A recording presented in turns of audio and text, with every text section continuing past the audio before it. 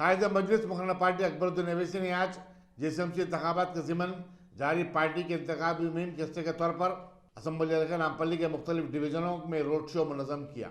उनके हमरा मजलिस रुकन असम्बली जाफर हसन मेराज और पार्टी के उम्मीदवारों और नुमाइंदा उम्मीदवारों के अलावा पार्टी के कायदीन की बड़ी तादाद थी। अकबर अवैसी का मुख्तलिफ मकामात पर वालिहाना इस्तकबाल किया गया और बकसरत गुलपोशी की गई।